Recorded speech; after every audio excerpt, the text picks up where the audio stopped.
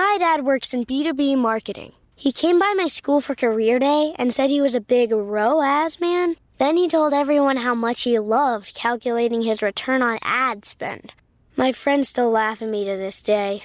Not everyone gets B2B, but with LinkedIn, you'll be able to reach people who do. Get a $100 credit on your next ad campaign. Go to linkedin.com/results to claim your credit. That's linkedin.com/results. Terms and conditions apply. LinkedIn, the place to be, to be. Don't you love it when things are both easier and more affordable? Like when the rain washes your car for you. Or like when you save up to 10% by bundling your renters and auto insurance with USAA. Bundle with USAA and start saving. Get a quote today. This episode is brought to you by Abercrombie. There's nothing better than the perfect jean and going out top combo, or an outfit that perfectly matches your plans. Abercrombie's relaxed jean goes with every occasion.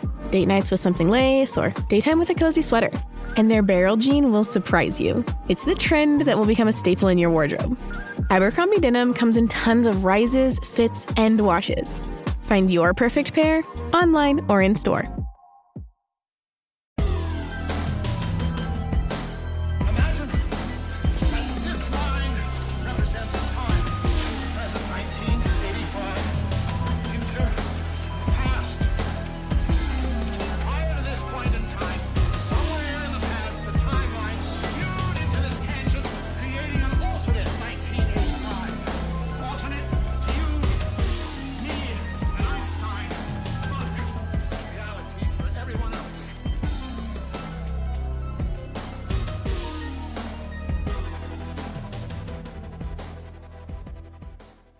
Welcome back to the Infinite Rabbit Hole podcast. I'm your host, Jeremy, and today we got a special guest in the house.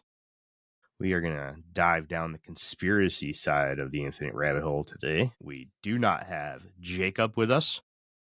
He, from what I understand, has a boo-boo. I don't know exactly what it is, something with his back. Hopefully he's all right. But we do have old Jeffrey here with us. Jeffrey, what's going on, dude? Just chilling, bro.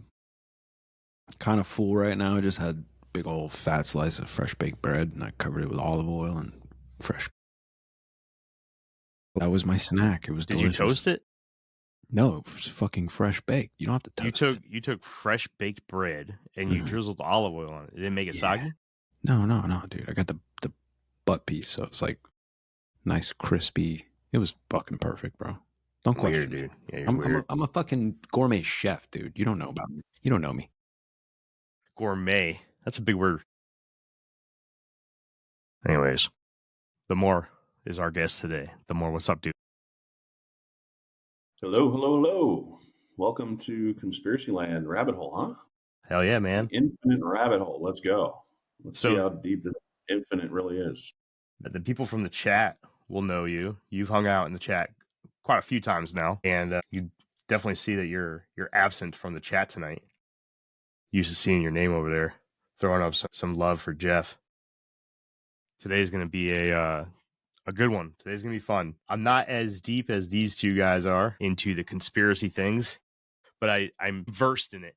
Jeff said I was well versed in it, but I don't know. I wouldn't necessarily describe myself as well versed in conspiracy, but I can hold my own. The thing is like, enough. There's the thing is, to me, a true conspiracy theorist, right? And I take that term, honestly, with like a badge of honor. I know some people try to like push themselves away from that term or whatever.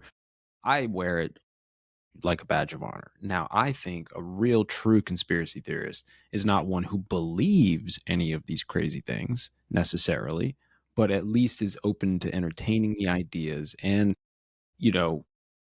we could go down the list and at least like name the project or name the organization or name the person, and like know who these people are and shit, right? Like you can see the web. So yeah, you're well versed. You see the web. I think I'm versed. We'll test me today. We'll see if I'm well versed. Possibly. We'll get a conspiracy grade from Jeff and Themor today. See. Possibly, man. And you asked about like talking about 9/11 or anything in particular, and I don't like to put myself in a box necessarily doing these shows. On my show, I usually just kind of shoot from the hip, right? So I think that's a good idea. So I guess really what I would ask is, does anybody here know of anything that's happened recently in the last week that, or anything has been on your mind in particular that is like something you want to talk about? So I think it's official. Jeff wants to talk about the fires. That's what he's trying to push right now. You can see through his lies, everybody. Look at him. Look at him lying. I haven't even been paying attention to the fires. However, I did talk to Old Scary World last night for 2 hours about. Did you? About the fires and like smart city initiatives and all the Great Reset and all that shit. It was pretty good conversation. Yeah. Were you on a show? No, he came on. We did an impromptu live last night. Oh, no shit, man. Cool. Well, why don't we leave it up to the guests, man? Let's see what our guest wants to talk about. Guest Themor. What do you want to talk about, dude? Yeah, thanks, man. So the first thing that comes to mind when you guys were talking there is the idea of the "I want to believe" poster in the back, right? Like a good conspiracy theorist understands that you're going to have a bias, right? You want to believe, not that you know. That's not saying I know something back there. That's saying I want to believe, meaning give me all the information available and let's evaluate it. We'll go from there, right? Put all of your cards on the table. Let's see what they are. And then maybe we can piece this together. We can figure out what happened, right? Like a good story or a good book. There's lots of parts to it. You skip to page 58, you miss the beginning, the middle, and now you're trying to figure out what happened. You're not going to know, right? You're on page 58. You have to read what happened before, or to give it context, to give it understanding, right? So I think for conspiracy theorists in general, there's something that usually happens when they recognize that they're no longer in a state of believing. They've grown up and they're able to prove something, right? So I think it starts with all of us, like Santa Claus, right? It's a very obvious and straightforward example. Santa Claus. Well, I always wanted to believe in Santa Claus, therefore I believed in Santa Claus. But we knew that want wasn't enough. We had to have proof or evidence of Santa for Santa to be real, and we're disappointed, right? So we have come across these stories, these ideas that are being given to us. We evaluate them. We take them at face value. We try to get other people's opinions, other sources, more information. Then we try to draw some sort of conclusion. But if you're in the game long enough, you're going to come across something that you can actually demonstrably, empirically prove. And you're going to go, oh, wait, this is no longer about belief. There are people lying. I know they're lying. They're lying straight face to me. And they're taking my money for these lies. And then you feel a little different about it, right? And you can brush that off to saying, that's just the way the world works. That's just the way it is, deal with it. Or you can go, well, this is wrong, right? And you can take it upon yourself to have a moral issue with the way things are being done. And then you're in a different position then, right? You're almost in a confrontational situation where you're at war, right? The Alex Jones, they're turning the frogs gay, the idea is that they're literally trying to attack you all the time. And one of the things that came up, we were talking before we launched the show, was this George Soros, right? Who is this character, George Soros? How long has he been doing what he does? And why do we, as conspiracy theorists, associate his name with not so good things? On the other hand, he's in the White House getting what? The Medal of Freedom? Yeah.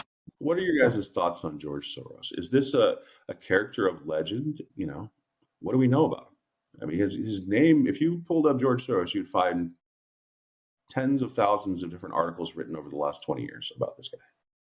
Yeah. This guy is like Santa Claus, like a very popular name to be thrown around at a lot of different events. So what are your thoughts on George Soros? Jeff, you want to go first, man? Well, so I probably know about as much about George Soros as the next motherfucker, to be completely honest with you. Now, I've heard a lot of really shitty things about George Soros. Now, I'm the first one to question all the narratives, so, I don't really buy into the George. I joke about it a lot, right? Like, it's like the thanks Obama thing, right? Like, everybody does that when you're walking around and the milk's fucking $27. You're like, thanks, Obama. So I do like the Soros thing because it's kind of like laughing at both sides of the issue. However, I do think that there is something to the moving of the money to like fuck around with like countries and like these refugees and fucking around with that kind of stuff, like global turmoil thing. But again, I don't really know much. I've only heard these types of things, so I'm open. I think on the surface, George Soros is a douchebag. That's my surface answer, right? He controls the world's narrative. It seems he owns every media outlet that you can think of. CNN probably being the biggest one. But I'm gonna be honest with you. I don't know if he's actually the guy. I think he might just be a figurehead. There we go. So that's got to give me some conspiracy points, right? I'm looking behind the guy, right? Everyone believes that the president is the actual president of the United States, right? He's the guy that does all the things, and he makes all the decisions and changes all the other things and makes other decisions. But really, like once you start learning about this stuff, like the more was talking about, and you start seeing things for what they are, you start realizing that the president really doesn't do shit, right? They're a controller, right? They're a controller for your favorite gaming console, if you will. Somebody is putting the inputs into the controller, and they're getting the outputs on their screen, and they're getting exactly what they want. A lot of people think that controller is George Soros. I don't think it is. I think George Soros is just another, video game controller. I don't think he's really the guy. I mean, look at him. I'm not trying to talk shit about old people, but I know that the guy's uber rich, but I just don't see how he's got that much power to do what he does. I don't know. Does that make sense? Yeah, I think what you're trying to digest is the amount of narratives that have been put out with his name. Yeah, right? It's really like you're saying. He controls the media. The media, he's frontline center as far as his name in the media. They use it all the time. He's like 93, 94 years old right now. So let's be real about his capacity at this point in his life, right? But we know that he has a history of being a financial success, right? Made a lot of money. It's not very clear how he did that. Was it really, like a Warren Buffett story kind of thing? It's not as well documented, so to speak, on how George Soros made all his money. But we know he's super wealthy, like you're saying. He gets identified most within conspiracy circles of crisis actors. If you say crisis actors, you're saying, oh, that's a Soros-funded program, right? That's like what everybody will like commonly say, because that's what mainstream narrative is, right? Like it's out there so much that most people have this feeling about George Soros of negativity, but they're not sure, like they can't tell you what he did. Like he's a bad dude, but what did he do? You have any proof that he's paying people to lie? Like, I mean, that's a bold claim that even mainstream media is spinning. So you recognize that like there's a whole lot of different stories about this guy, and they're creating a boogeyman, someone to hate, right? It's not the CIA, it's not Central Intelligence, it's George Soros, a banker that has his own agenda, manipulating the politics and politicians and funding fake events to support one political agenda or another. Like Black Lives Matter, George Soros's name will be attached, right? These social economic kind of movements, the Wall Street one that seemed very suspicious, right? Occupy Wall Street seemed a very suspicious kind of narrative as well as involvement by the community. Like, what do you mean Occupy Wall Street? This doesn't even make any sense. How are you going to occupy Wall Street? What are you talking about here? What are we going to do? Soros, right? That must have been a Soros thing. LGBTQ, that must be a Soros thing, right? Sponsoring these social narrative movements of division. Anytime we're trying to look at dividing people, he would be a name associated with doing this. So we have someone to blame, that it's not a bigger agenda, it's an individual, right? Like it's a way to contain the responsibility for a massive program, right? I mean, they're basically saying that he's a next level MK Ultra operative, right? Like this guy is out there to fuck with your mind, and he's putting his money actively towards doing it. How is he making money towards doing that? Right? Yeah, well, if you ask me, my opinion would be that it would be something like same thing with Epstein, where you have the figurehead, Epstein, Soros, and the money is actually intelligence money that's being funneled through, and they are just like either a honeypot or a psyop, or like, if there is, because the thing is, I'm sure somebody has done the tracking of the money, right? To be like, oh, look, this money did come from Soros or Soros's foundations and into these like programs on some level, right? And that doesn't necessarily mean that he's like in on this big agenda to do that, right? Because he's got a lot of money and it's moving in a lot of places. But somebody's done that and they've at least connected a few of those dots. So then I'm questioning, like, okay, is this like CIA feeding money through him to cause this shit to happen so that the blame doesn't fall on CIA? I don't know. That would make sense, right? I mean, it's logical to assume that there is no personal benefit for this individual to be involved in all these different narratives, right? Like, why is he making money? How is he making anything money off of crisis actors? This episode is brought to you by Indeed. When your computer breaks, you don't wait for it to magically start working again. You fix the problem. So why wait to hire the people your company desperately needs? Use Indeed's sponsored jobs to hire top talent fast. And even better, you only pay for results. There's no need to wait. Speed up your hiring with a $75 sponsored job credit at Indeed.com/podcast. Terms and conditions apply. Like, how?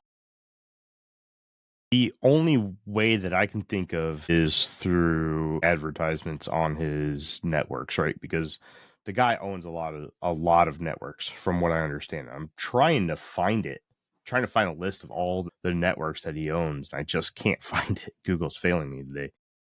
Just pull up George Soros wiki page. It'll give you everything. Oh, I probably should, huh? That makes sense. If you go by, I don't know, man, investments, I have no idea, because he's not making enough money to do what he does off of advertisements on CNN, right? And there has to be some kind of real push behind the reason why he's drawing up the narratives that he does, right? The narratives of the world are all controlled by the news networks, for the most part, right? Somebody is writing up their scripts and making them say things, or having them say things, paying them to say these things, which it seems like the world's becoming more and more aware of it, but we know isn't necessarily true. In fact, we know a good portion of what comes out of the figureheads' mouths, or the talking heads on most mainstream news networks, is complete bullshit. But somebody's making them say that. And by making them say that, you can see that there is a absolutely shit ton of people that will eat every single word out of these people's hands. And I don't know if the money's coming from, multiple different parties that are trying to push agendas. And he's just like, hey, give me an agenda to push, and it'll go to the highest bidder. Right. It's like he's a money manager, but like his portfolio, I guess, that he's managing is chaos. Right. And he's like, hey, George Bush, you want to go to war with Afghanistan and Middle East, bro? He goes, That could be. I'm with that. I mean, that could be. But what are you thinking? Because I know you're like leading us down some path here. So I'm curious. Like, now I'm intrigued here. Yeah, I think we can try to understand it, but we'll never know. Right? This is a person that's been made to be in the public profile. So what you're going to find is nothing but contradictions, nothing but innuendo and assumptions. You're not going to find any concrete evidence of anything, only conjecture. And I think that's the key here. And that's what I think is the transition to Epstein is actually kind of smooth, because I feel it's a case of the same situation. Like, understand, Epstein, what do we know? Well, we've been given a whole bunch of narratives but no proof, right? If they actually caught them doing this stuff, there would be people in the mass in jail, from the transportation to accommodations to eyewitnesses to, like, people would be getting rounded up like big time if they had any evidence whatsoever. But we're given a narrative that all this stuff happened, that he ended up in a jail cell and then he hung himself. And it's a lot to buy, right? Like, for how little you're given. But it's so believable because, yeah, of course, the evil, corrupt powers that be are sick, worshiping monsters, right? Constantly the narrative when it comes to these people. So any story that reinforces it, you have to seriously question it. And I think Epstein's one that a lot of so-called conspiracy theorists, oh yeah, Epstein, of course, like Podesta, these people are disgusting, like we can go through the laundry list of people that were sort of incriminated in that situation, but none of them got charges. Yeah, Ghislaine is sitting in prison for procuring underage children to nobody. Yeah, but what kind of prison is she sitting in? It's probably cush as fuck. I think this is going to be to the Moore's point. Is she actually sitting in prison? Because there's no proof of that. Like, we didn't even see her in the court hearing, right? Because it was all just, they didn't allow cameras in there. It was just artists drawing shit. And if you ask me, some of the drawings didn't even look like her, right? So it's like, I think that's probably kind of what the Moore's getting at here, is like, none of this even fucking happened. I think we can all agree, and I think this would probably go for, I would assume, hope, or at least hope that this would go for basically everybody in this fucking world, is that it is absolutely incredible the amount of protection that these people have. Because the Epstein thing, the Diddy thing, the Pizzagate thing, I mean, if anybody in else that wasn't a celebrity or a politician did any of this shit, they would have been locked away a long ass time ago. But like, how long has the Diddy thing been out now? That came out, what, a year ago now? 6 months, 8 months, something like that? Why do we not have the list of everybody that's been to these fucking parties, and why are they not put away? We know it was full of fucking celebrities. We know that it was full of some really big fucking names. What? We don't know that. Oh yeah, we do. Fuck that. Yeah, we do. Stop.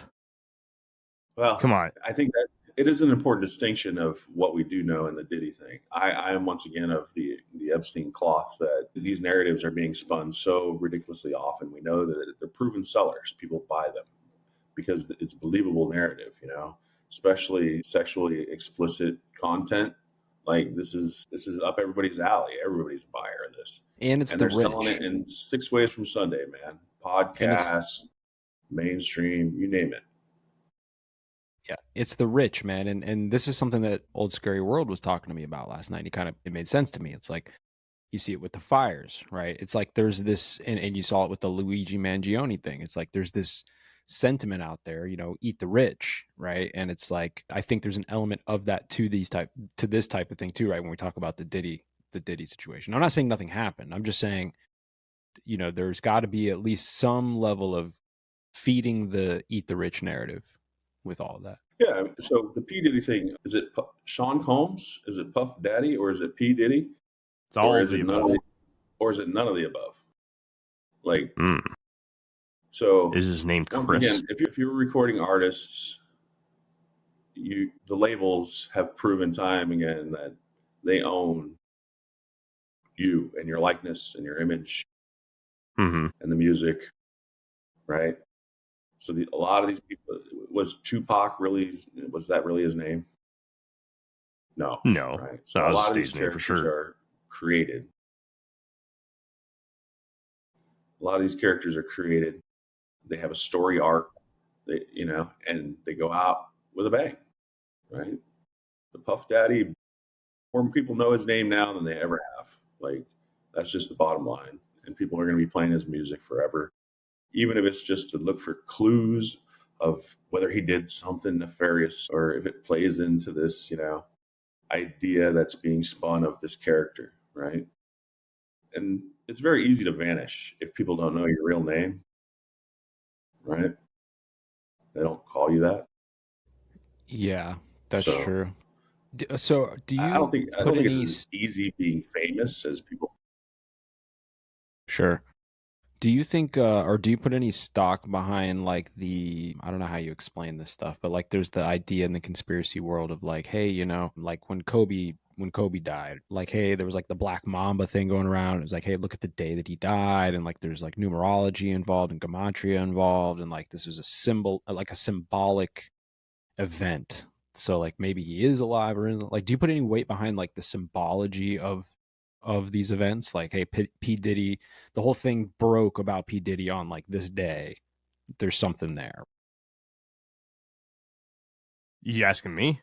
I was asking them more because I So don't know that you. I know you don't. yeah, you ever look into gematria rabbit hole? Has gematria ever been something you looked into? I have. I mean, again, only in passing on the show, right? Like I've had people come on here and like break stuff down for me, and it's interested me for long enough till the next guest came on, and I was able. You know what I mean? Like yes and no. I Okay, personally think it's so too we know easy that. to draw lines between numbers. I think if you look at something, you make a number out of it, it's too easy to just pick anything in this world to draw a line to. It'd be like 9/11. Well, that's exactly 8 months and 3 days away from my birthday. So that must mean that I have, some kind of connection to this, because 8 and 3 is 11, and 11, 1 plus 1, the two digits, and 11 equals 2. But really, if you look at it as one number, No, but it's only one. there's like equations that are stuck to. It's not random, but I get what you're saying. I mean, Holy shit! I guess I gotta know it a little bit better, but About to get wrecked, dude. Wait, I want to hear this. I was just gonna say, holy shit, you're the reincarnation of Lucifer, aren't you? As if these numbers mean something, right? Like I'm with you guys. Like let's not make too big a deal out of this. But obviously they are communicating in numbers because numbers is a language. And there's very intelligent people that see the world in numbers. That's just how they see the world, right? And we've come across them. They're like math gurus and math geniuses. They apply numbers to everything. And this is just how the world works for them. Other people are artistic. Other people have no common sense, but they might be professional, ping pong player or something. It's like we all have different sets of skill sets, and they try to communicate to all the different profound individuals. Here's a simple language that you'll understand, right? So the mathematics people that are very intelligent, yes, they want to keep them in the loop. They'll put their numerology or the basic numbers within the story, within the information that is being presented, sometimes visually and sometimes in text, right? Mm-hmm. So yes, there is numerology being used to communicate very specific message, whether they're taking credit for something or something else. I remember when I came across probably the most prolific code that they use is 19. So code 19, it's mentioned in the Quran, but I think everybody identifies it because these are all the real numbers, 1 through 9, right? So 0 is not a real number. You cannot have nothing. Either there is something or there is nothing. In order to count, you have to have something, right? Yep. So you skip 0 and you have 1 through 9. And it basically is your beginning and your end, right? This is the alpha and the omega, the beginning and the end. So this number is represented in nature as the flower of life with 19 circles, right? So you draw 19 circles and you end up with the flower of life. So it's also a numerical thing that points to the grand architect, right? The idea that, okay, what is the 19th? I think it's G. Anyway, That's not G. T. Anyway, the idea, I don't know why that came to my mind. I looked into S. it. Something else. S? Okay. Yeah. The infinite, the S. So yeah, the code 19, obviously we know Rona 19. We know 19 hijackers on 9/11. Right? Some of these are some of the bigger, more obvious events that we can link 19 with. But the 19 turns into 33 when you turn those 19 into a cube. 33 circles makes the cube or the squaring of the circle. So when I came across this, I was like, oh, okay. So we're using 19 and 33s as part of understanding nature and reality and imprinting, okay, a higher level of knowledge is being conveyed here. Like, yes, we, the most intelligent people here on earth, are well aware of what this is and what it isn't. And we're communicating that. So as you become more familiar with how these numbers associate with reality, you'll start to see that, okay, they're putting their fingerprint on this information too, to say, okay, you guys, you more intelligent people, don't worry about it. You guys that are believing any of this nonsense, you won't see it. It's, the idea that the truth in plain sight, well, not everybody can see, right? You can show a picture to somebody and you go, yeah, that's proof of flat earth. And somebody else will say, what are you talking about? It's nothing, right? The same picture, right? That's So another the thing I'm idea going to that, ask you about one day. we have to be aware of the different ways they're communicating in order to identify them. And as you learn more about the sun, the moon, the stars, the cycles of those, the year, I think the sun is on a 32-year cycle or something. That's where your 32s come in. Your 28 days on the lunar cycle.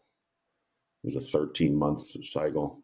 All these numbers are how we've created our clocks, right? How we've structured time and our reality.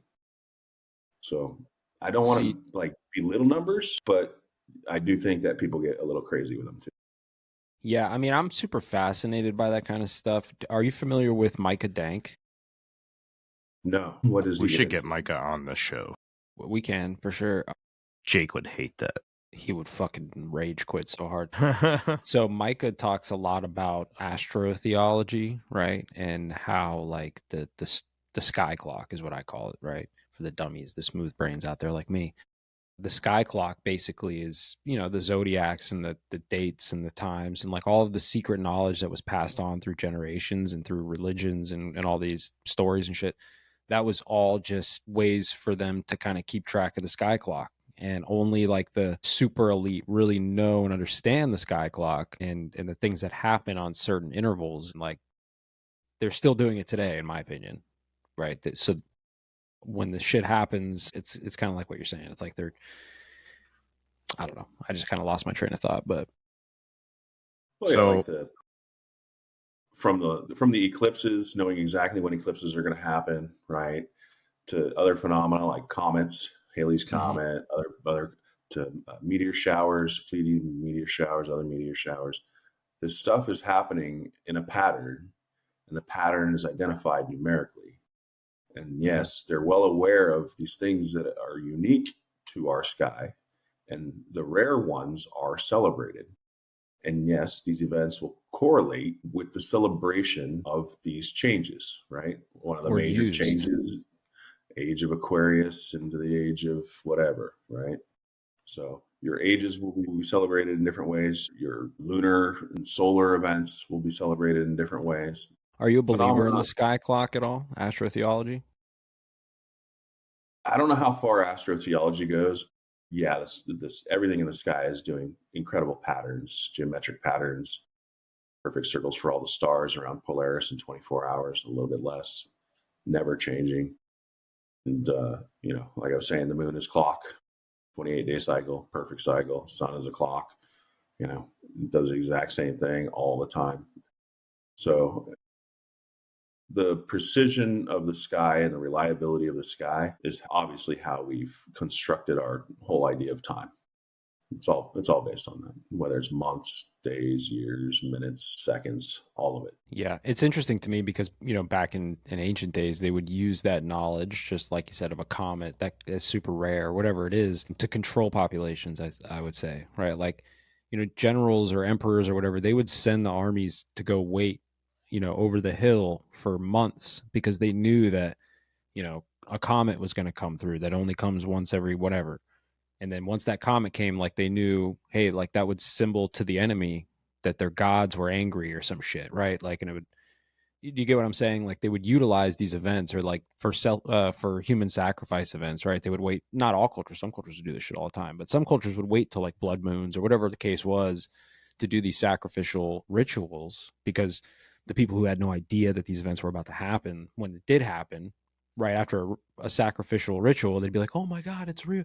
So I think that the elites are still using it today, but since we know more about time now as a civilized culture, they're doing it in other ways. Like they're just communicating that, hey, we still carry this knowledge, by example, taking out Kobe on such and such a day with helicopter number, whatever, right? See, Kobe knew about all this stuff too. He was definitely well aware. Yeah, Kobe faked his death. There is no helicopter crash in Calabasas. That didn't happen. There's no bodies. There's no helicopter. There's nothing there. Just look at the crash site for sure. Man, I don't know. I've seen pictures, man. I know pictures can get faked. I know, but I've seen some fucked up shit from that. But back to numbers. I find numbers fascinating, but I definitely don't find them fascinating in the same way that you guys look at them. I look at them from, a scientific point of view, and I look at things like the 19 circle thing, the flower of life. I've heard of the flower of life. I have no idea that it was a combination of 19 circles. It's very interesting. That is a very predominant pattern in a lot of like geometric studies. I guess that's the best way that I can explain that. But one of my absolute favorite things in the world is the golden ratio, right? Some people know it as the golden spiral, and it is 1.618. And if you ever seen like a conch shell or anything that makes a spiral in nature, they all follow this. It's incredible how they all follow the same spiral pattern with the same degree of bend or change. I'll bring it up for anybody who doesn't know what the golden ratio is. This is a flower of life right here.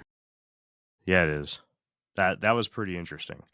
But I'm gonna be honest with you, man. I personally don't believe that the puppet masters of this world are following anything to do with numbers. I know that there's this, the big theory about, like satanic cults and how they need to tell you before they do it, or they need to tell you what they're doing because that's part of their belief systems, and that they follow, specific dates. Everything's symbolized down to dates, times, the amount of people that are doing something, the amount of countries that signed this treaty or whatever, right? I don't personally see that as important. I think that if you look at something like the golden ratio, which I'll bring up here in a minute, and I'm not a religious person, but I look at things like the golden ratio and how well numbers and math works out, especially, as we unravel the script of nature, if you will. I find those numbers extremely interesting. And if they were, let's say if the bad people were working off of numbers on the same line as nature, I think it would make more sense. But from everything that I've heard, it just doesn't seem to line up, except for what you said there with the moon phases. I thought that was pretty interesting. And I'm sorry. Can you just repeat what you said you thought about the flower of life? What did you think it was? You said something. You were like, I didn't think it. I don't know. I feel like I lost something there, but go ahead. Sorry. Okay. Damn it. Now I don't know where I was. My bad, bro. I'm sorry, man. I lost track of what you were saying, and I was trying to catch up. Me too. That's what I wanted to talk about, the moon phases. While you guys were talking, and you had brought up the number 19, I had to look into the number 19.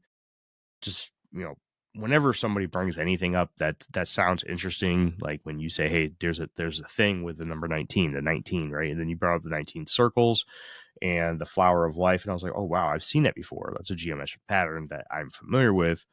It's very cool. Let me look into this 19 thing. And then you said something about the moon phase is taking 28 days, right? 19 days one way, 19 days the other way. And I thought that was very interesting. So I specifically looked up to get information, or to basically fact check, right, and see if that was true.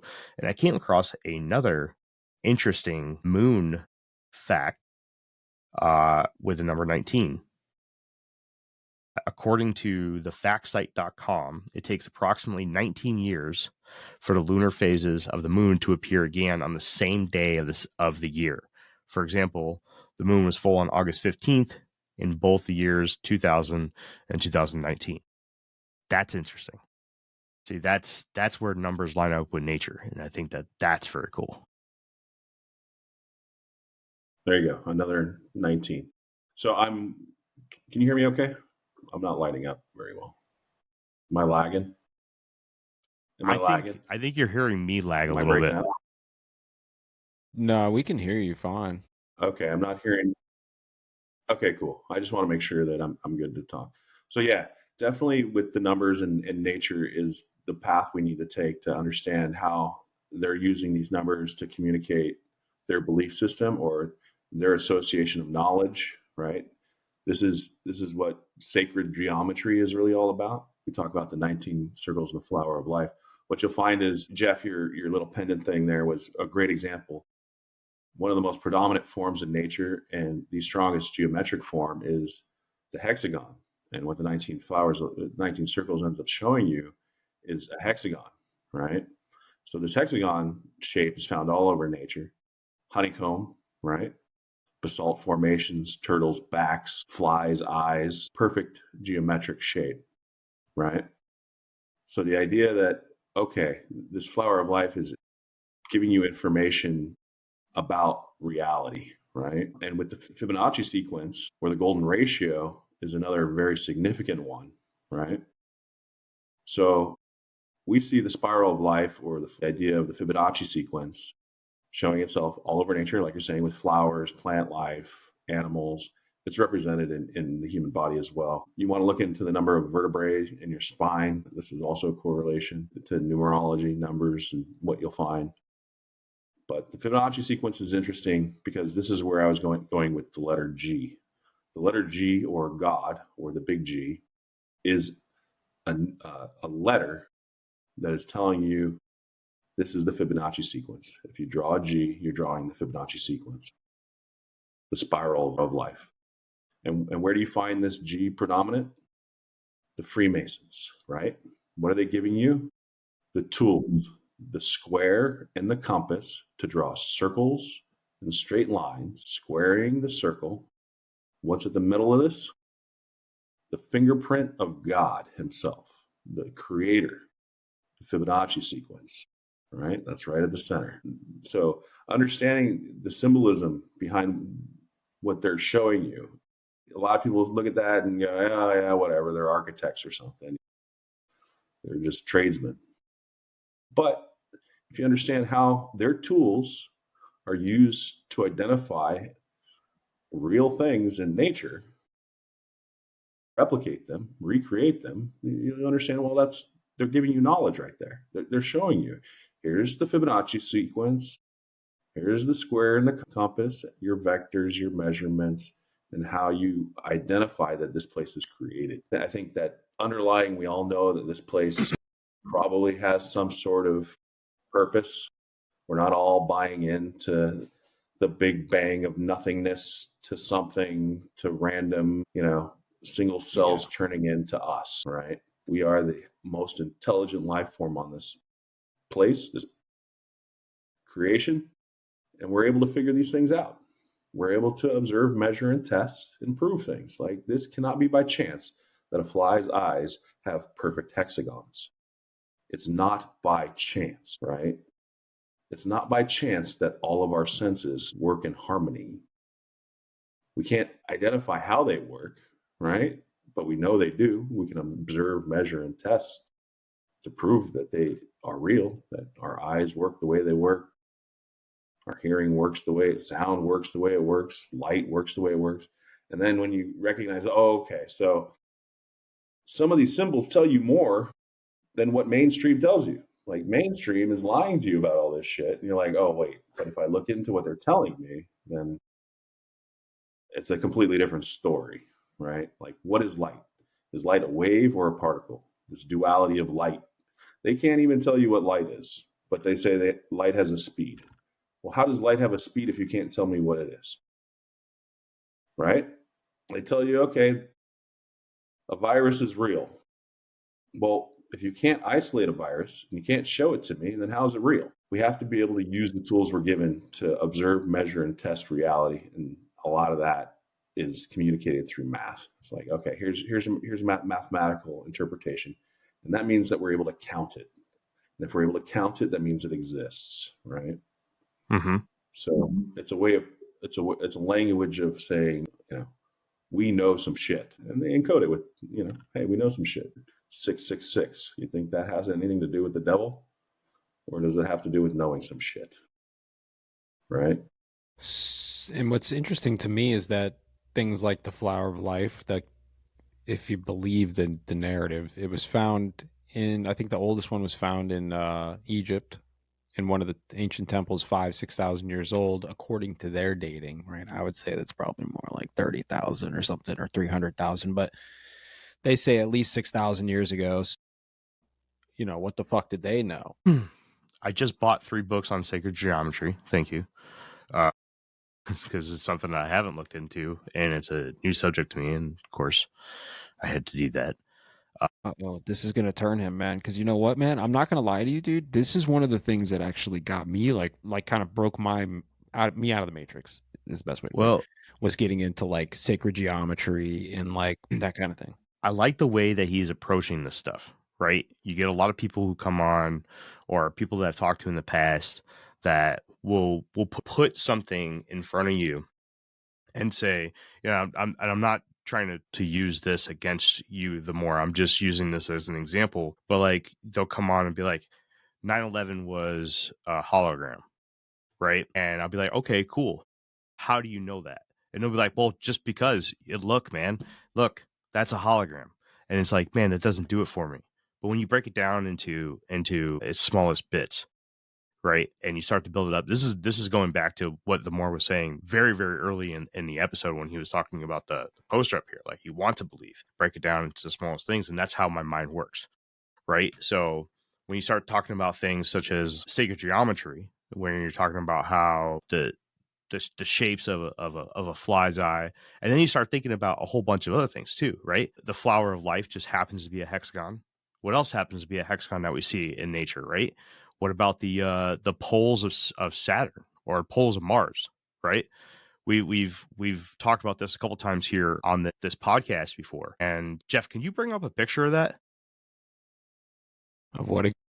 The poles of, I can't remember if it was Mars or if it was Saturn. I think it was Saturn, right? The poles of Saturn, the clouds or whatever they are, they make this perfect hexagon. It's incredibly interesting how they do it, or how it's like that. And I know we've talked about multiple times how, look at that thing. Look at it. That's fucking incredible. Disclaimer, these are artist renditions. They are. This is paint by numbers. This is not real pictures of space. Correct. But, right, they do the paint by numbers thing. And that's exactly what I was just about to get into, is that, we've talked about this multiple times here on the show, about how,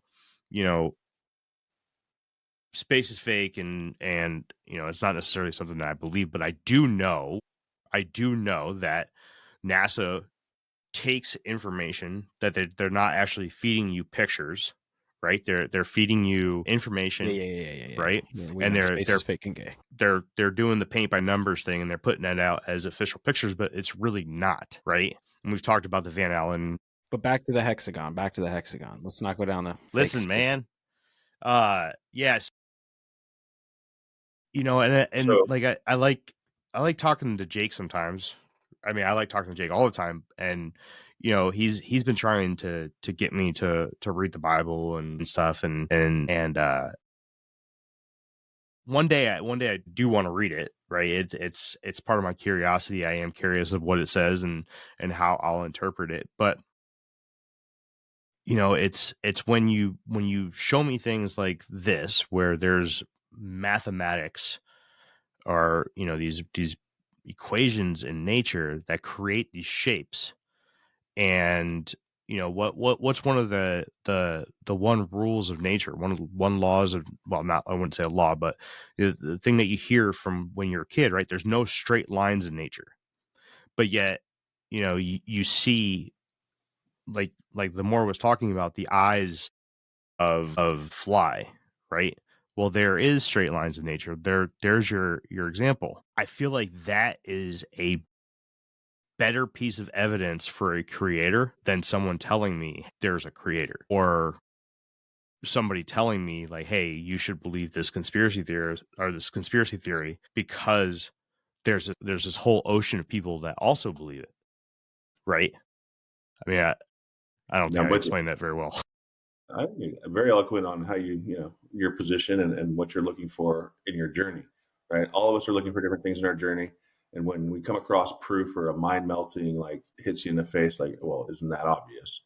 It changes the foundation in which you stand, the ideas that you build off of, right? You're like, okay, so if this is true about water or this is true about light, therefore I can apply it to everything I know about water and light, right? Mm-hmm. And it changes fundamentally how you see the nature of your reality and what it is and how it works. So definitely looking into the geometry, so the hexagon is an awesome one because it really is everywhere. And I think it's so fundamental that the actual fabric of reality is built off of it, this formation. It's the so-called ether. So they say that the bees can start at any 3 points and make perfect hexagons. Now, if you've ever tried to build anything using 3 different reference points, this is nearly impossible to map out and project exactly where it's going to be without using tools to sort of mark where to start, right, in 3-dimensional space. So they still can't figure out how they do it. Another thing they can't figure out with bees is how they actually fly in a straight line back to the hive. They track these bees no matter where they go. As soon as they're done, they make a bee line to the hive. That's where we get that terminology beeline from. They take a perfectly straight line. The Quran actually comments on this, and they say the bees take God's roads. So we have what's called an electrical nature. I don't want to call it an electric universe. That terminology sort of goes too far. But the electric grid on Earth is well known. We know that the higher you go, the atmosphere becomes more and more charged. So the increase in voltage and ampage, the higher we go. We measure it directly, right? And the ground is actually a ground or a negative. So you have everything above Earth is positive, everything below it is a negative. This is the electrical nature of reality. But how does that grid actually exist? I think it's through hexagons, because some of the most fundamental things, like you see with the salt flats, mm-hmm. we know the Bolivian salt flats are something like 4,000 square miles of flat land. Some of the most amazing photography you've ever seen in your life has been taken in the Bolivian salt flats. And what you'll notice is when it dries up, the salt is forming perfect hexagons on the ground. The rocks, the salt formations, are forming perfect hexagon in rock. Like I was talking about with turtles' backs, it's also there. So what is a pentagram? What is at the center of a pentagram? The center of a pentagram or a star is a perfect hexagon, right?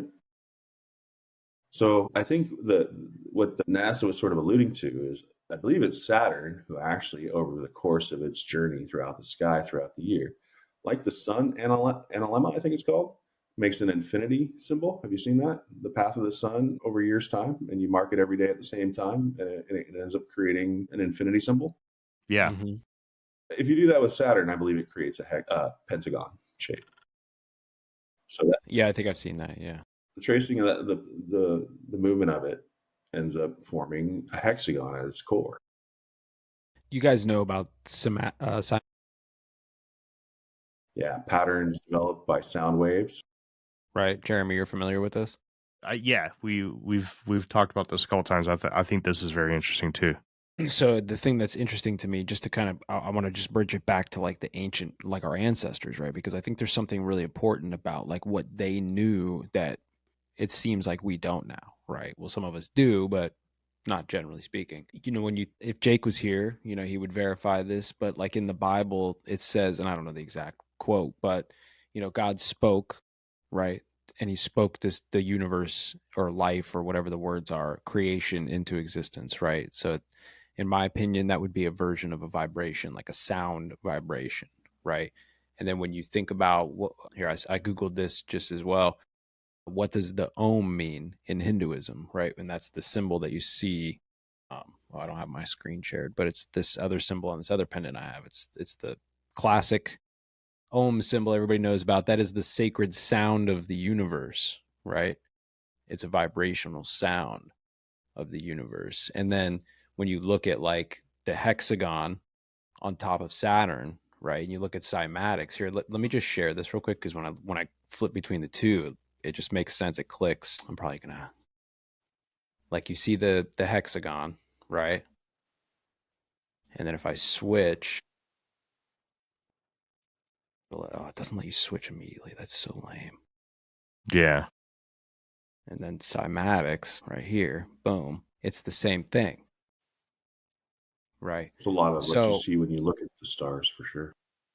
yeah, exactly. When people are like zooming in on stars with telescopes or whatever, cameras and shit like that, you're getting like that weird plasma thing that everybody talks about. It's a cymatic vibration. And when you look into what a hologram is, this is where like you get into holographic universe stuff. When you look at like just how we make holograms, it's just light and sound, right? And they focus the light beam in the sound, and like, I'm not smart enough to know exactly how it's done, but that's pretty much all it is. And that's what the ancient people, our ancestors, believed, that the universe was created through sound, right? And then light, right? Let there be light. Like light and sound were the two functions that created all things in this universe. So that's kind of like what I've been believing for the last 10 years of my life, I guess. I resonate with that. I definitely feel once you look into light, you get into a couple interesting phenomena, right? Is light a wave or a particle? Is it physical or non-physical? So can we measure it? Does it have a size, a shape? Or is it non-physical? Does it exist as a frequency, a wave, right? So, when you say sound, I think frequencies. So the light thing, that's a long time ago. There was an experiment called the double slit experiment. We talked about it here on the show a couple times when we covered the simulation theory, and we talked with Grayson on the first one, and then we talked with Rizwan Verk on the second one. The double slit experiment basically was I'm gonna fudge up the times and everything because I don't have it in front of me, but it was from a while ago. Basically, it was a way of proving the existence of superposition. Themor, are you familiar with superposition? Yeah. Okay. Yeah. So basically, for people that are listening that aren't familiar with superposition, it is a quantum term, and it basically says that at the quantum level, and because you were talking about light, whether or not it's an energy or matter, at the quantum level, things exist in multiple forms at one time. And this is where you get the Schrodinger's cat example, right? You put a cat in a box with a vial of poison, you leave the room, come back. Is the cat dead or alive? Did the cat knock over the bottle? Did the bottle break? Did it poison the cat? Is the cat dead? Until you open the box and you look inside the box and you observe whether or not the cat is alive or dead, that cat lives in a position of superposition, or lives in superposition. It is both dead and alive until observed differently. This is kind of where I'm going with. I'm pushing back against you a little bit here, because light, apparently, due to quantum physics, or what smart people say, right? Light lives in superposition, right? It is both a physical, it's made of matter and it's made of energy, but it's not until it's observed that it chooses one of those paths. And if you look at the double slit experiment, this is how they proved this. I should just bring up a picture of it because I'll probably be able to explain it better that way. But see, this doesn't refute anything really. It's no. I know. Fits perfectly with with the idea. I mean, like, you know, if I talked about this before, where like it's funny that they just now discovered what the photon looks like, right? And it happens to look exactly like your eyeball. It looks like the thing that is used to observe the thing, right? Without one, you can't have the other. It's like what came first, the chicken or the egg? It's literally like this paradox that seems to have occurred where they discovered what the fucking photon looks like. It looked like an eyeball. So like to me, when I say that like sound and light is what created the universe, light may just be the consciousness. Light might be the observing, right? So us observing is the light, and the sound is just that superposition, the possibility, all possibilities in a wave, right? So that's a philosophical take on it, I guess. But basically, the experiment is best proven through this picture right here. Okay, now for people that are watching this, this is a laser pointer, basically, right? And you have a sheet of whatever material, we'll call it paper, and there's two slits in it. Now, if light was an energy, which is what we believed it to be for a very long time, if you shine the light through these slits, you should only get two pictures on the next sheet, right? Because there's no physical anything to it. There's no matter to it. So there is no bouncing, there is no reflecting, there's no nothing. But in fact, when you shoot a laser, which is all it is condensed light, right? It's a nicely, tightly bundled beam of light shined at these slits, you do get some reflecting and bouncing that happens. And that's how you get the multiple bars over on the back sheet. So this is how they proved that light is actually both an energy and matter. I know I just wanted to get that out. I wanted to explain that to people. The more I know, I kind of went down a different path than you there. And I apologize for that. But I just wanted to get that out. No, I think that the question was, what is light? And understanding what light is a big clue, right? So I'm going to agree with almost everything what you said, maybe except for your conclusion on this is how we know what it is. And it's both. So I'm not going to say that it's both. I think we have an understanding of light in a frequency capacity. This is how on the spectrum of frequencies, we can identify which ones are the light, from infrared to near infrared to green spectrum, blue spectrum. Every spectrum of color has its own frequency. And this is how we create LEDs. Mm-hmm. We use frequency to manifest light, to create light. Now, the LEDs are not emitting anything physical whatsoever. There's nothing coming out of them except for a frequency. And a frequency is considered non-physical, right? So the double slit gives us two patterns. One pattern is of a non-physical and one pattern is of physical, right? Is light a wave or a particle? Now, that's the question we're trying to answer, because we do the same thing and we get two different patterns. So I wouldn't say that the laser is emitting anything physical whatsoever. It shows you that it can be one or the other based on observation, is what the double slit says. The double slit says that it can come out of the laser as a photon or a wave, a physical or a non-physical thing, based on how you observe it or when you observe it. Right? Yep. So they took this thing a little bit further, but before we go there, the ramifications of that are just fucking mind-blowing.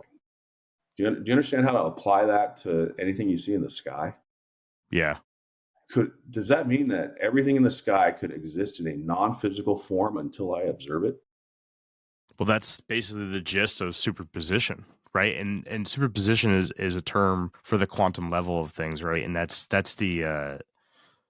basically there's these theories that are out there that if anything happens in the quantum realm, it could also happen in the micro and macro as well. We just don't know how to yet. Or this could be one of those things which would align with more or less what you guys think about, certain things such as holograms and stuff. The manipulation of superposition could create something along the lines of a Project Bluebeam kind of scenario. That would be interesting to look and see what the implications are. One superposition.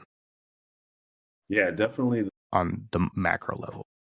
The quantum ideas, the ideas sold to people, the public, as quantum, the quantum realm. Uh-huh. That terminology becomes really confusing because we're trying to figure out, like, well, why do you say that? I mean, you can come up with a term that it does magic things, and that's basically what a lot of the quantum terms do, like superposition. That's magic. I mean, basically what that means is that it exists everywhere at the same time. It's like, well, but it doesn't. Like, nothing exists everywhere at the same time. If it did, then we wouldn't exist, right? Like, it would fill space. You can't have that thing existing everywhere at once because I'm here, and I wouldn't be here if that thing was filling that space. But superposition is also one of the best arguments for the multi-universe theory, or the multiple universe theory, where every decision that we make splits off into dual existences, right? Where, to answer what you said, if we can live in a state of superposition, we would both be here and not be here, which is a mind, it is a mind fuck. We have no reference frame to understand what that's an idea, and I love philosophy, right? It's a thought experiment. It's like, okay, what came before God? How did he get here? Yeah.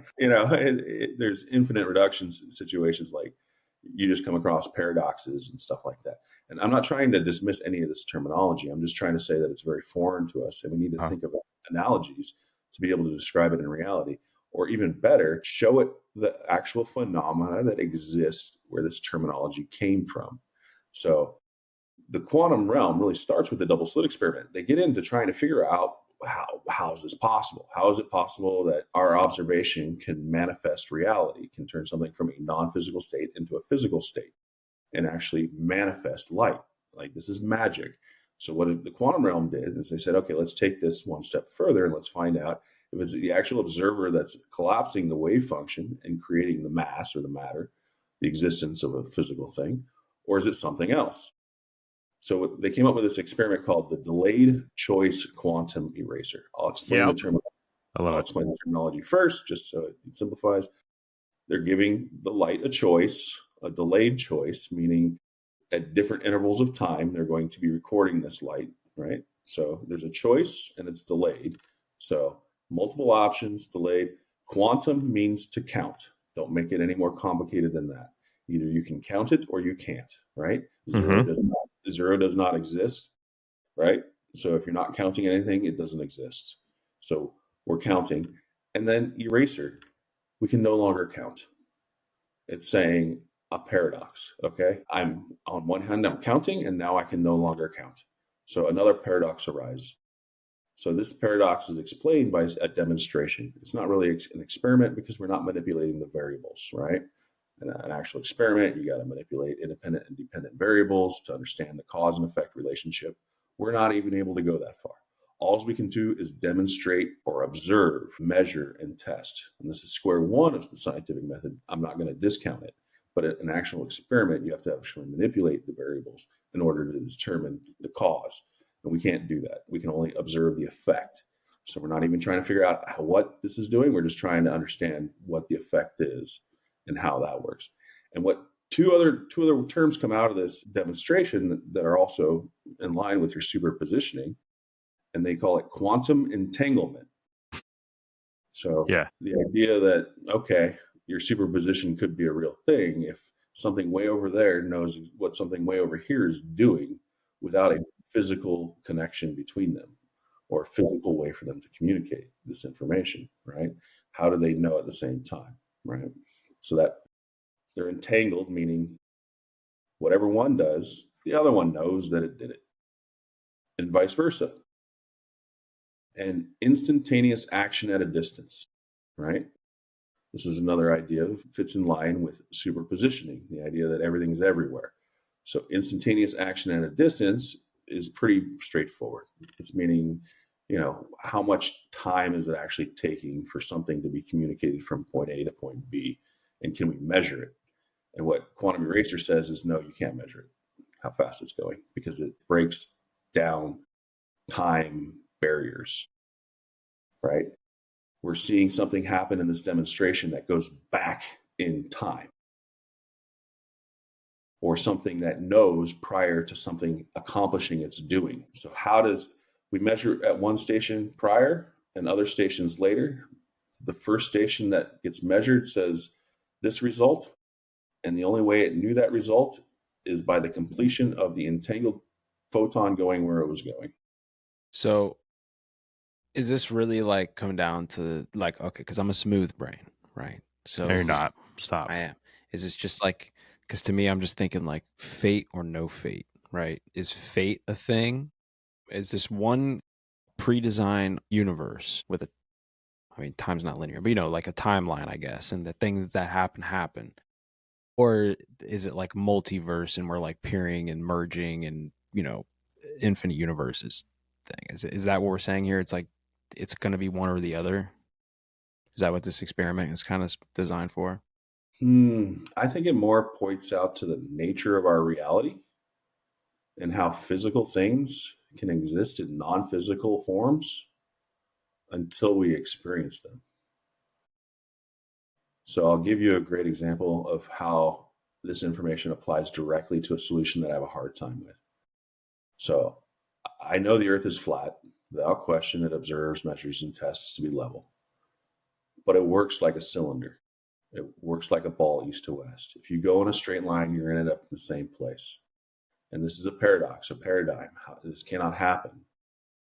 Einstein provides one solution. He says it's the bending and warping of space and time, not the physical reality that's bending and warping. Okay, I'm cool with that. But we're also talking about general relativity. We're also talking about the idea of manifestation. We live in a world that is full of information, and the delayed choice quantum eraser demonstrates that it's the information that collapses the wave function and not the observation. They remove the observer from the equation.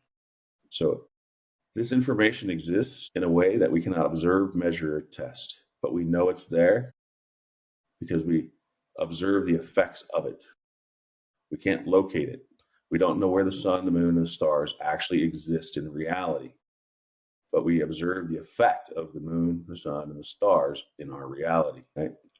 The frequencies that are generated, we don't know where they come from or how they exist, but they're omnipresent, right? Like the idea of, how a radio in your car works? Mm-hmm. So these invisible frequencies are carrying this information to your car. Well, those frequencies on that dial exist in nature. We didn't make them. We're not broadcasting them. We didn't create them. They exist in nature, 91.5, 92.8. All these exist within nature. All we do is piggyback them. We don't know where they come from. We piggyback those signals, those frequencies that exist. We boost them, give them more energy, and release them on their, back and load it up with our information. And our antenna brings it to our radio, where it interprets the signal. So all these frequencies exist everywhere all the time. Our Wi-Fi is broadcasting. We don't see it. We don't feel it. We don't experience it. We know that these phenomena are affecting things, but we don't manifest the reality, or the knowledge manifests the reality. So where is this information being stored? And back to your other question with multiple dimensions and multiple realities, I think if we can prove that this place is created, it's of purpose, of reason, has mathematical precision, then you can create as many as you want. What's the limit? So do I think this place is special? Hell yeah. It's magnificent. It's beautiful. It's spectacular. It's amazing. But who knows? Maybe there are these alien places that people dream of, that people just can't, that's their reality. They live in that world. Maybe that's coming from a real place. I can't dismiss that because I don't know what's outside this realm, this place. I like that. That was very good. You Very guys hear good. you guys hear of the Akashic records? You ever hear those? Yep. Yeah, man. Oh yeah. So it's not a new idea that this information is somewhere, like, and we can tap into it. That we're kind of receivers. We don't even know how our memories are imprinted on our brains. Like, we can do this on a disc, right, with ones and zeros. Fuck, we're about to go down a whole hole right now. We don't know where we go when we dream. Why Oh. do we dream? Consciousness experiments are very fascinating, and understanding just who we are is really a journey that I think the lies are kind of like one part of it, but the truth is like, wow, this place really is magic. It really is supernatural. It really is magnificent, and they kind of hide it with all this infighting and bickering and fear. The asteroids are going to blow up Earth, the sun's going to explode, the moon's getting too close, too far away, super volcanoes, nuclear weapons, mass outbreaks of pandemics, everything is distracting you from how magnificent this place really is. And they're getting people to the point where they're hooked on drugs trying to escape this reality.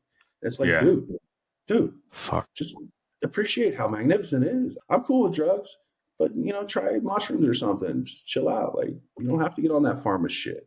You don't have to be taking fentanyl and fucking methamphetamines and all that. It exists in nature, bro.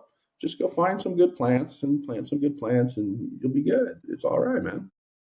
Yeah, it's interesting that they, it's called a flow state for a reason, right? When you get in a flow state in whatever you're doing, and it's because you're riding those frequencies, man. And like the information comes to you from what some people call the Akashic records, right? Like, when I'm writing music, when I'm playing guitar, man, and like if I'm sitting there for an hour and that's all I'm thinking about. I'm not thinking about bills. I'm not thinking about anything else in the world, man, in the universe, except that thing. And the information just comes to me and the things get created. And I'm like, I'm blowing my own mind. I'm like, holy shit, this is so sick, right? And it's like, and you can apply that towards anything. And it's just interesting to me that it's called the flow state. And I know that it's called the flow state for that reason, but it's all, there's definitely some connection to a creator of some kind. Now, you can get weird with it and say, are we at base level creation, right? Because then you got people like David Icke who talk about the hacking of reality, the hacking of the information of light.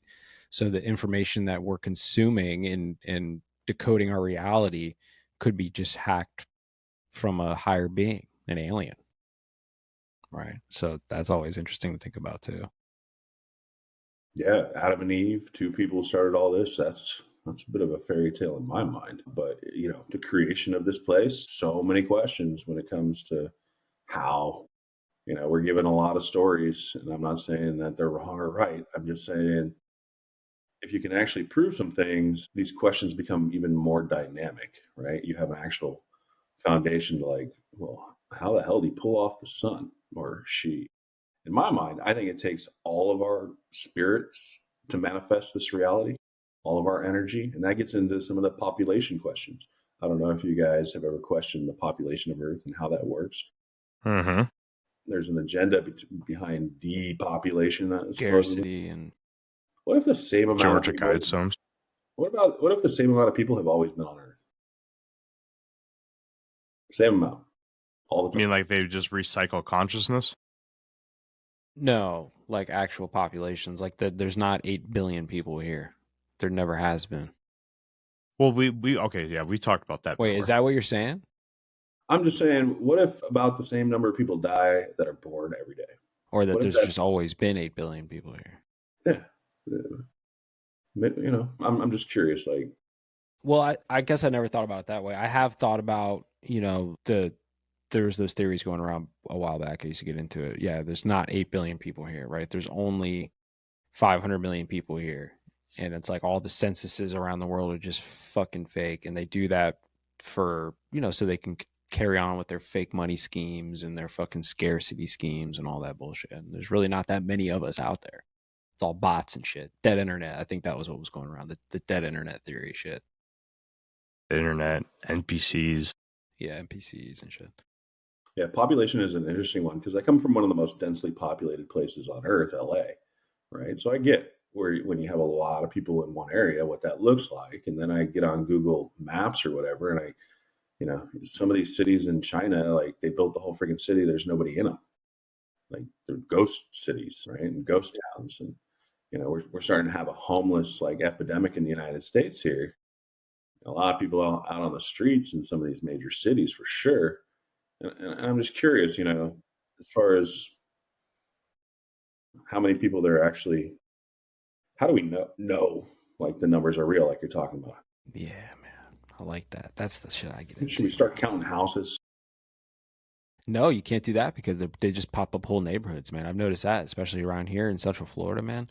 They're knocking down whole areas of woods, man, and putting whole neighborhoods there. And I know part of it's like, the whole Black Rock buying up the land and all that type of shit. But dude, there's not that many more people like moving here. It just doesn't make sense to me that they're building as much housing as they are, unless some smart city shit's coming and they're going to start forcing people. I don't know, but it's just weird. It's weird.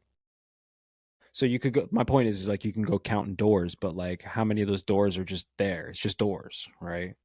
For the facade. It's the Truman Show. Yeah, it could be. Rabbit hole. I hear you're fidgeting around a little bit there. Your name brings back a memory of discovering the moon for myself. And I found out that the white rabbit, is the face of the moon. The face of the moon, you can trace the white rabbit. And as it goes through its phases, it goes down the rabbit hole. So this idea of the moon being your white rabbit going down the rabbit hole, and really it's the only thing in the sky that looks physical, right? It looks like a rock. Everything else we see doesn't look physical. So it's the one thing that you can know for sure what it is just through observation yourself throughout your lifetime and asking questions.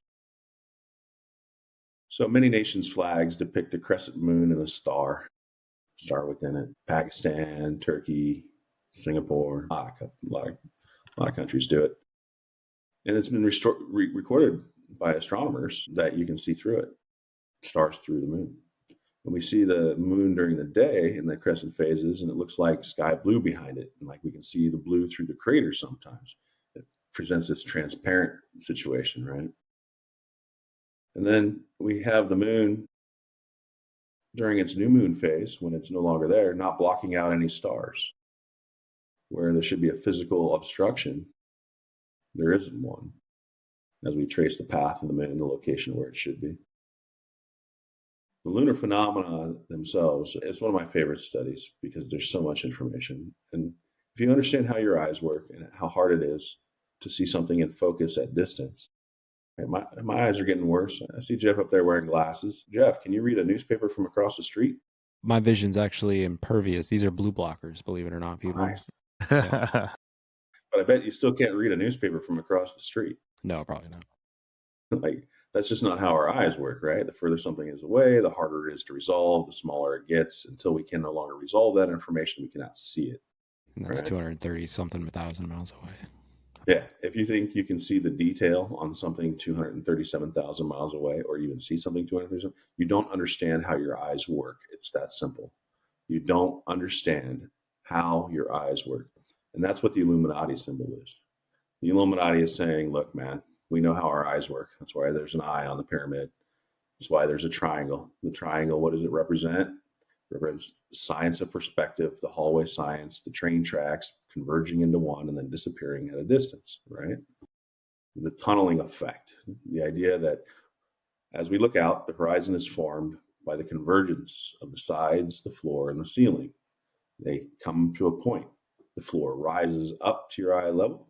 The ceiling drops down to your eye level, and the sides converge in until you can no longer resolve the information. And this is at specific distances based on, environmental factors, how good your eyes are. But every single person on Earth sees that moon in perfect focus on the horizon and sees the craters and the details with their own eyes. Glasses on or off, doesn't matter. The other quite telling thing is that when it goes above you, perfect focus, I can see it perfectly, then it goes above you, and now it's no longer in focus, and you can't see any of the detail, and it's smaller. Why is the moon always larger on the horizon when it's rising and setting than one above you? I almost hate to say it, but that's the general relativity from Einstein at work. I know you don't like that, but Well, if you think that explains this optical illusion of something looking closer and looking further away, that's okay. But I would say that general relativity doesn't have anything to do with anything we see, because Einstein didn't base any of his information on observations. No, I would say the argument against what Themor is saying might be just perspective in general, right? And maybe that is what you're saying, Jeremy. But like, there's no reference, right? So like yeah, it's all theoretical physics. Right. When the moon is straight above you, there's no reference point for size, like something out on the ocean, right? It's kind of hard to determine how big it is or how far away it is. But when it's on the horizon, you have like trees and shit. You have like a reference in your peripheral. Yeah. Yeah. Okay. So but the moon's a hologram, so. Go ahead, Themor. Yeah, I was just saying how your eyes work is proven science. You can all do the experiments yourself. You can take a stick and, walk as far as you want to walk and understand how that information is consolidating, how you no longer see the guy's feet. He shrinks, he condenses, that information is lost. So, are you familiar with there's a hard limit how far you can resolve information? Are you familiar with Crow 777? Yeah, Crow. Yeah, I had Crow on the show one time. He talked a lot about this kind of stuff, man. It was mind-blowing to me then. It's mind-blowing to me now. Yeah. The phenomena that we experience every day that we haven't taken the time to ask the questions about, right? Like, why does the moon appear 10 times larger or more during a supermoon phase, right? They don't give you a scientific explanation for this. They don't tell you why. They can't tell you why. Because if it was of a magnification effect on the horizon, then why isn't anything else magnified? The stars are magnified, nothing else is magnified on the horizon. I can't tell you it's getting 10 times closer because there's a direct correlation between distance and size. That just totally fuck things up, right? So they basically leave you saying it's an illusion in your mind. Okay. We gotta start wrapping this up. We're already over an hour and a half. I hate to do it. This is what happens, bro. This is what happens, man. Themor, hang out for a minute. Thanks for having me on your show. Do your thing, wrap it up, do what you got to do. Yeah. Do you have any social links or anything that you want to announce? No, just follow Shadow Band Podcast and Infinite Rabbit Hole. I like to hang out in their chats and shoot the shit, talk about topics. Good people. Thanks for having me on. I've been on both shows now. And it's been a pleasure, hanging out and shooting the shit with you guys, talking about these fun stuff that we've looked into. Good stuff. Yeah, we're gonna do this again. Yeah, I'm done. Anytime. Yeah. It's gonna have to happen. Jeff, you got anything, man? I mean, obviously, thanks for coming on this show, and this is my second time having like an actual conversation with you outside of the live chats. So you're an interesting gentleman, and I would definitely talk to you anytime. So appreciate you coming on. Yeah, Themor, good show, man. Good show. Round of applause. This was a lot of fun. This was a lot of fun. This is I don't even know like where to begin. This is what happened to me when we talked about 9/11 and shit in the second half of on my show or last week, bro. Like I got off and I'll have to listen. I messaged Kramer and I was like, "Fuck, bro, did you hear what he was saying?" And he's like, "Yeah," and I was like, "Damn." I bought 8 books since the beginning of this episode, just so you know. God damn, Jeremy, fucking donate a Bitcoin to me or something. Jesus Christ. No, fuck off. Fucking asshole. I bought 8 books, man. I gotta, I didn't know which ones were the good ones, so I just bought them all. Okay, all right. Themor, thanks, man. Really, I like the way that you present information. I like the way that you think about information. I like the way that you break it down. And I need to have more conversations with you. I don't know how else to say that other than just being straightforward with it. I think we need to have some more conversations for sure. All right. Well, that That has been another episode of the Infinite Rabbit Hole. The more, hang on, when I hit stop, just hang tight for a minute. For those of you listening on Spotify, Apple, or wherever you listen to your podcasts, just a reminder that we go live every Sunday night at 8 p.m. Central Time on twitch.tv/Infinite Rabbit Hole.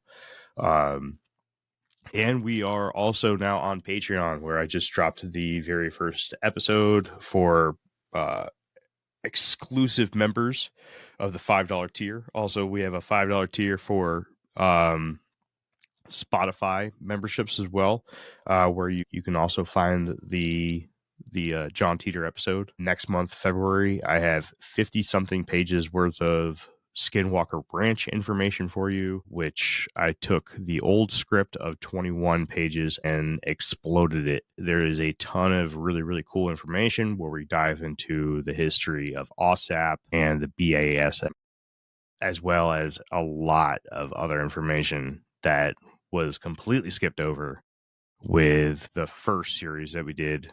That will be a Patreon exclusive for February. And absolutely none of it comes from the television show. So if you got all your Skinwalker Ranch information from the television show, guess what? You're about to learn a shit ton more. So hang tight. All right. That has been another episode of the Infinite Rabbit Hole podcast. Once again, Themor, thank you very much for coming on the show. It's been a pleasure. You're welcome back anytime. In fact, we are going to have to talk about getting you back on at some point, because I really do want to pick your brain some more. Until next time, travelers, we'll see you in the next fork in the path of the Infinite Rabbit Hole. Goodbye. Bye. Peace, everyone. Thank you. Hey, everybody. Thanks for checking out the Infinite Rabbit Hole podcast. If you're looking for more of our stuff, head on over to infiniterabbithole.com, where you can find links to all the podcast players that we are available on, and even our video platforms such as TikTok and YouTube. While you're there, make sure to check out all the links for our socials and hit that follow so you know when all the new stuff from our podcast comes out. And until next time, travelers, we'll see you right here in the next fork in the path of the Infinite Rabbit Hole. Bye.